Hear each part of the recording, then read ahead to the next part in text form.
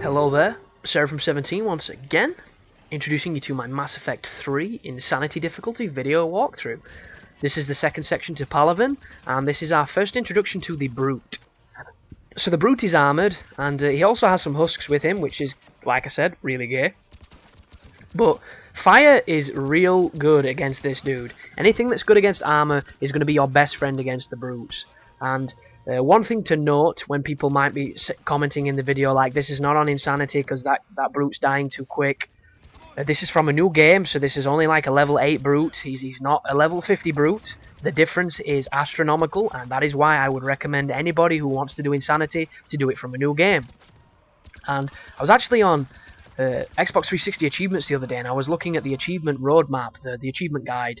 And the dude even says in the achievement guide that this game is very hard on Insanity, so you want to do it from an inherited character who's maxed out and has got all his abilities and things. And I don't know what that guy's fucking smoking, because all that means is it's going to be the most boring fights ever against the heavies, because they're just going to take 90 bazillion rounds. It's going to be like fighting Mr. T.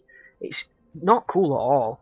And I've got to say, people, my first run through of this game with a full leveled up character, because it gave me a level 30 Shepherd from the get-go, on Insanity, was not very fun at all, because stuff just does not die. And especially the end of the game, which is the hardest part of the game in my opinion, and they force you to take on a bunch of Banshees, and if you've never fought a Banshee, you're going to love that enemy. They are the fucking gayest thing on the game. Not only do they have a barrier and armor, but they don't die. They take so much hammer, they've got an instant kill grab, they've got a whole bunch of attacks, they can biotic charge you like a Vanguard, they fucking blow, and they throw two of them at the same time at you with a bunch of normal enemies, and it's horrible, absolutely horrible on when you're level 50. It fucking blows. But when I got there on my guide, and I were like level 30, I mowed them down quite comfortably because I knew what I was doing, and I actually didn't die on that section. And on my first run through, I might have died about 20 times against them because I couldn't kill them.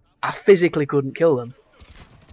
But this is the area where the husk takes advantage of me. There we go, there he is, he wants a kiss, I can't get him off, there's no prompt to get the bastard off, and lo and behold, every time, that's what life you're left with. And if you're unlucky, he'll punch you when you come out of the animation and you'll die. But there you go, folks. It's not on Insanity at all, is it? Chuffing grabs. So damaging.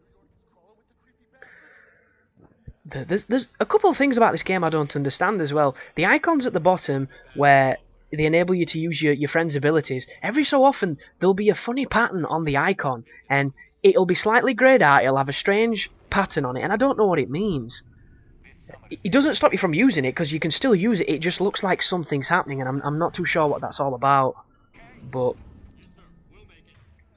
yeah, this game's performance as well. On my old Xbox, it chugs like a motherfucker. Later on in the game, the frame rate, the performance, it is hindered so badly, and I don't know if it's to do with, you know, just my old ass Xbox or what, but this game could have done with a little bit better optimization when it comes with the frame rate, because it drops ridiculously sometimes, especially when you're getting attacked by a lot of enemies on screen. It just goes fucking slow motion.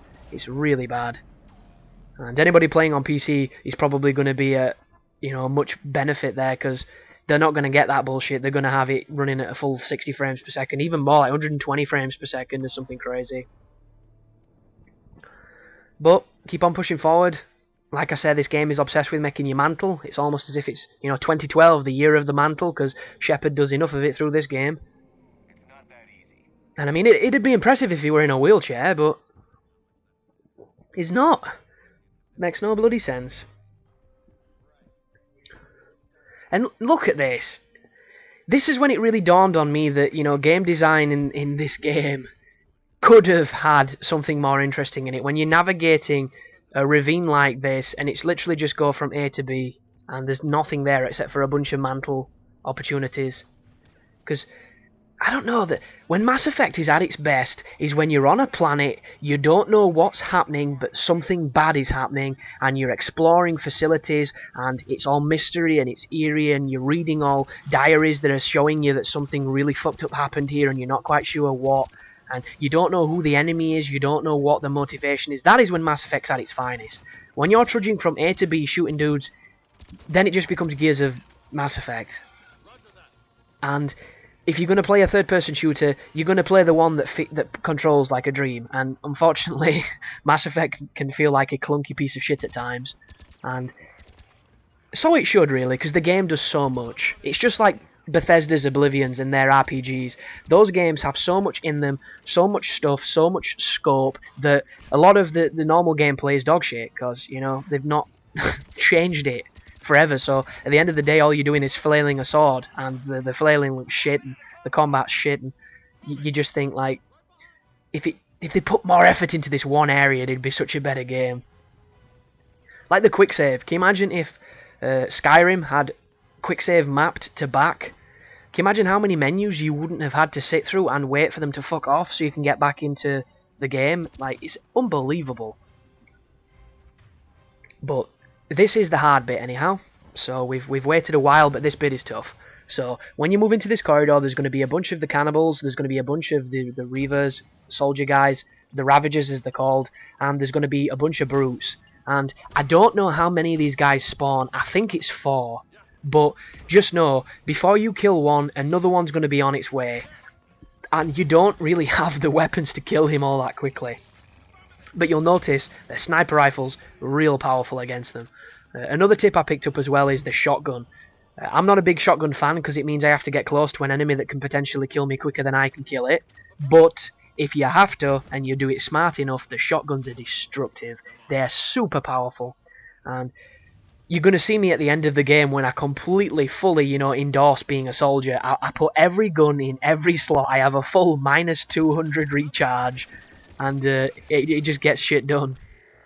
Oh, right there, the brute killed me, so I couldn't get the videos to link up seamlessly, so I had to drop a crossfade in. There's literally no gameplay missed in between. That was a checkpoint right there. I was shooting at the same guy. It aligned pretty well, but I was using a different gun, and it was too jarring to just have it as a direct transition, so I put something in to make it look a bit more fancy. But the Marauders, if you can, hit them with Overload to get rid of the shield. As soon as the shield's gone, they're susceptible to Singularity. That's something that's going to come in handy later on. Obviously, I don't have Liara with me right now, so it doesn't help me at all, but there they are. There's the 2 brutes, Beavis and Butthead, on the way over. And this encounter here can be kind of random, because the brute will randomly go after your team, or he'll go after you. And if he does go after your team doesn't necessarily do the same thing twice. So I've had occasions where Garrus or Vega have ran around like champions, kiting the brutes, and I've been able to shoot them from a distance and kick their ass. I've also had other times where the brutes have gang raped both of them immediately, and I've had 2 brutes chasing me. So this can be one of those occasions where it doesn't always go as smooth as you'd like, but as long as you stay smart, you should get through. And I do think he's going to kill Vega in a moment, or he's going to come for me, and yeah, it's a one-on-one with this dude now. And he catches me because I don't even think I get sloppy. I think the game screws me, because I move over here and I drop down, and I'm thinking, he can't find me now. He'll have to mantle down that tiny chest-high wall, and he does.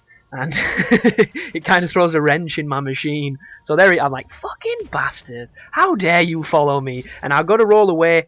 Oh, and he missed me. I thought he was going to punch me then. But effectively, you can just do this. You can just lure them into running like a matador and then evade them. But you'll notice sometimes you'll get caught, because the detection, it can screw you. But he doesn't survive for much longer. Once again, Vega proves why I take him with me everywhere. The guy's a tank, he doesn't die, and his carnage, if you power it up, is such a useful technique. It's like, not only does it turn enemies into spaghetti bolognese, but it recharges pretty quick as well. But just a couple Ravagers now to pick up, and as soon as we've cleaned them up, it's going to be the end of the level. And I think a couple more brutes are going to turn up, because I don't think we've seen the last of them. But don't hold me on that.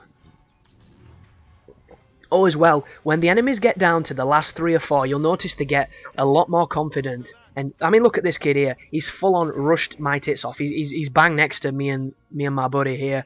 And I don't really have the guns to deal with him this close, because I can't kill him that quickly. So I'm kind of relying on abilities. And right there, look at choppiness. Oh god, my Xbox struggles with this game.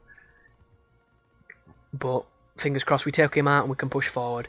And there should be some ammo laid around here. There's actually a heavy weapon to my right that you can get to try and kill the brutes with, but I'm not the biggest advocate when it comes to using the heavy weapons, because they don't do that much damage. They seem to have a random damage rate. Sometimes they'll kill everything, other times they'll not even dent the shield. It's really strange. And it does depend which heavy weapon it is. If it's one of the better ones, feel free to grab it. If it's not, you know, leave it, I would say. The rule of thumb with these Ravagers is if you can get two to three headshots is a kill. One should take off his shield, the second should kill him, but all depends on the power of your weapons and your accuracy and things. Like if you use adrenaline mode, it's going to definitely help you. I tried the concussive shot then, but I never use it because not only does it stop me from doing any other moves, and I have to recharge my ability, but it's not damaging enough. It does knock people over. It's funny as hell, but aside from that, it doesn't have the function. There is the power weapon, by the way, if you want to, you know, get courageous and run for it at the start of that fight I just did. I prefer to stay back. It's safer. It's so much easier. But we're going to push forward here, and a bunch more dudes are going to turn up. So it's back to, you know, Mass Effect. What the fuck is that? Mass Artifact. No, Mass Effect 101.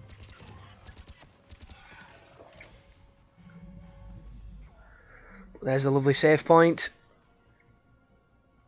And performance-wise, I didn't have any hard crashes on the game. I had a couple of bugs that fucked me. There's a really bad one which comes to taking down a Reaper later on the game, where the weapon you have to hit it with doesn't work. But I think that's just to do with detection on the game once again, because some areas are really lacking when it comes to polish, and it's noticeable. But for the most, you know, you can't really complain. It's a fantastic game. It just has problems like all games do. But that's the end of Palaven anyway. On the next video, we're going to be talking to some more emissaries of different races, and hopefully getting the help that Earth needs. So you take care now.